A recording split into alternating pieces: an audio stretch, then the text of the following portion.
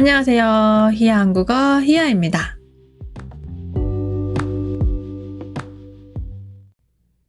하기 싫다. 내일까지 제출해야 할 과제가 있는데, 내일까지 제출해야 할 보고서가 있는데, 내일까지 끝내야 하는 일이 있는데, 일해야 되는데 아직 침대에서 뒹굴뒹굴 폰만 붙잡고 있는 나. 해야 할 일이 있지만 마지막 순간까지 미루다가 이젠 안 되겠다.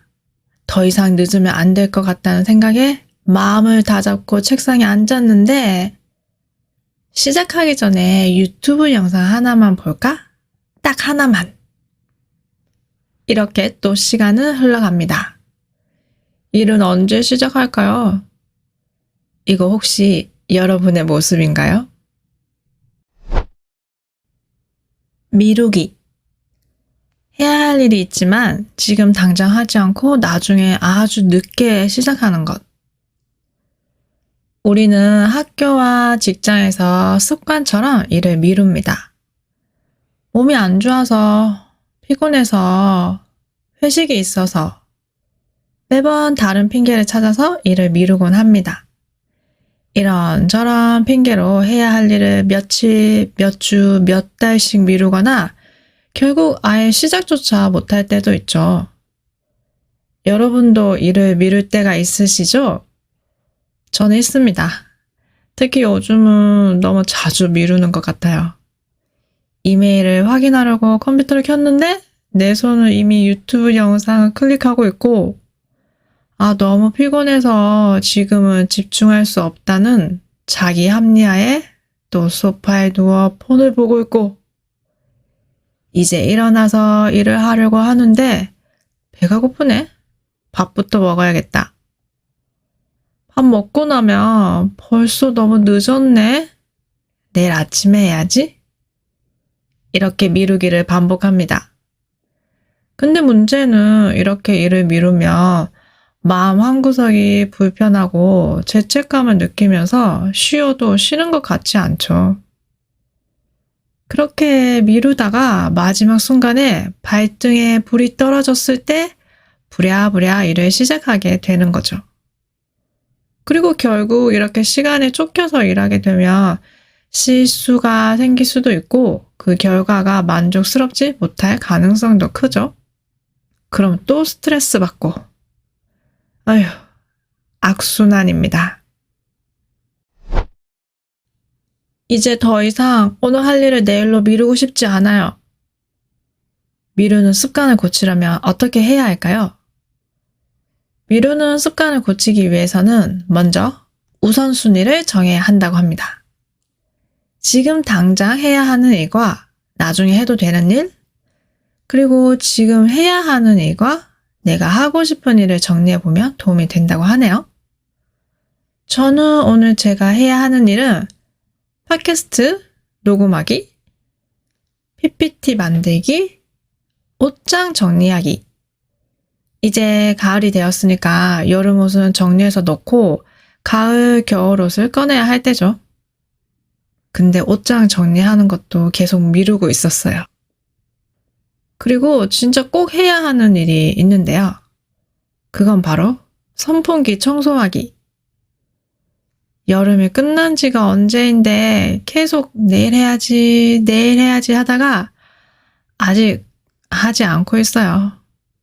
먼지가 많이 쌓여 있는데 오늘은 꼭 해야겠네요. 여러분도 이제 더는 미루지 말고 오늘 꼭 해야 할 일이 있나요? 그 다음으로는 작은 목표를 세워서 실천하는 게 중요하다고 합니다. 우리가 어떤 일을 시작하기 전에 너무 크고 추상적인 목표를 세우면 시작도 하기 전에 지레 겁먹기도 하잖아요. 과연 내가 이 일을 해낼 수 있을까 싶기도 하고 어디서부터 어떻게 시작해야 할지도 모르겠고 이때 작은 목표를 세워서 하나하나 차근차근 하면 미루는 습관에서 벗어날 수 있다고 합니다. 작은 목표를 세우면 가벼운 마음으로 시작할 수 있고 목표를 달성했다는 성취감도 느낄 수 있으니까요. 저는 오늘 만들려고 하는 PPT가 전체 50페이지 정도 되는데 오늘 이거 다 하려면 부담스러우니까 오늘은 10페이지만 하는 걸로 목표를 세웠습니다. 10페이지 정도는 오늘 다 할 수 있겠죠? 그리고 선풍기 청소하기는 더 이상 작게 쪼갤 수가 없는 것 같은데 이건 그냥 해야겠네요. 미루는 습관을 고칠 수 있는 또 다른 방법은 자기 합리화 경계하기. 여기서 자기 합리화는 죄책감에서 벗어나기 위하여 자신의 행동이 맞다고 생각하는 것, 자신의 행위를 정당화하는 마음이에요.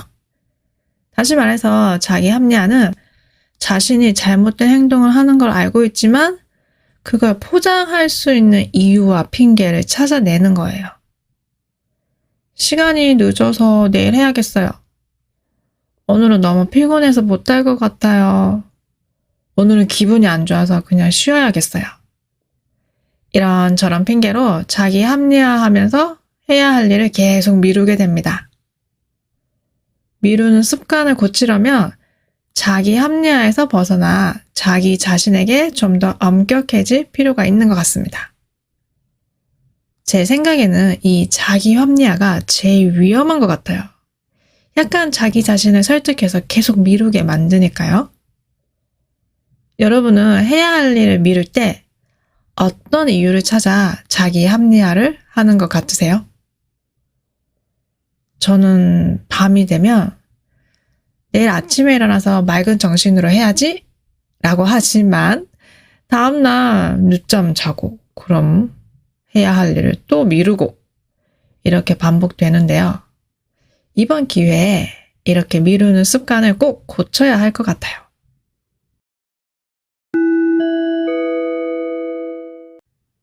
오늘의 표현입니다. 1번, 개되다.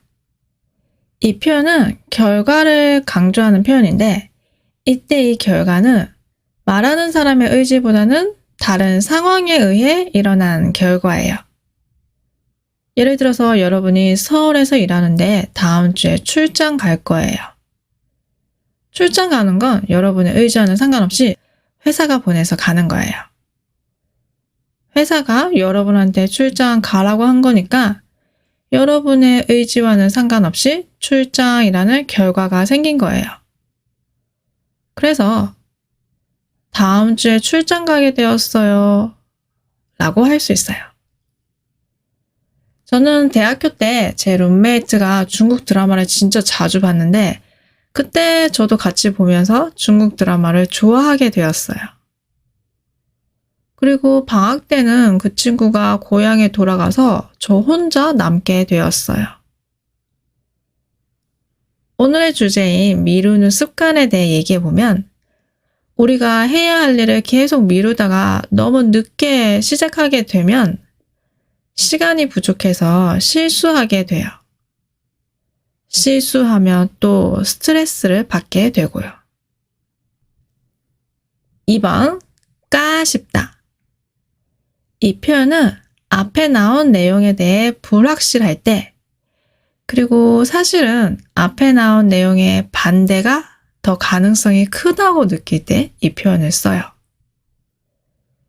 제가 지난주에 10km 마라톤을 했는데 사실 중간에 너무 힘들어서 끝까지 달릴 수 있을까 싶었어요.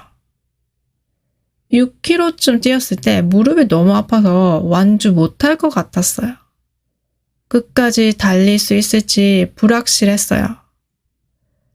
그래서 끝까지 달릴 수 있을까 싶었는데 다행히 완주했어요.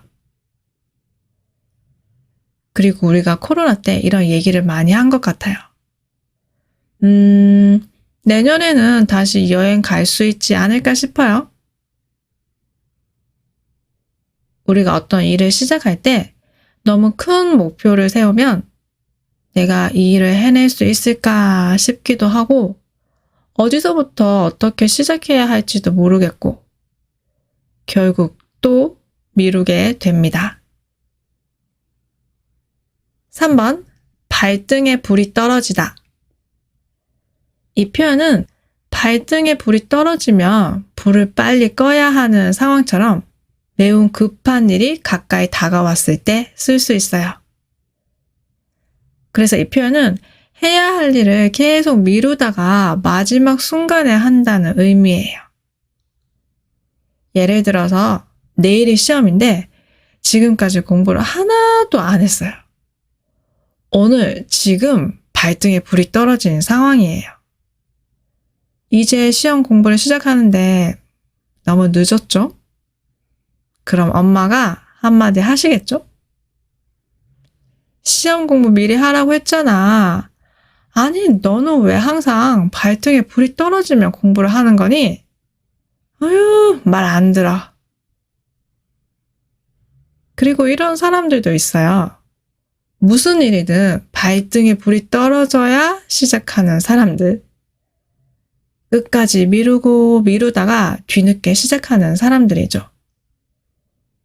이런 사람들이랑 같이 팀 프로젝트를 하면 답답하겠죠? 그리고 발등에 불이 떨어졌을 때 시작하게 되면 실수할 수도 있고 결국 기한 내에 다 못할 수도 있어요. 발등에 불 떨어지기 전에 미리미리 하는 습관을 들여야겠어요.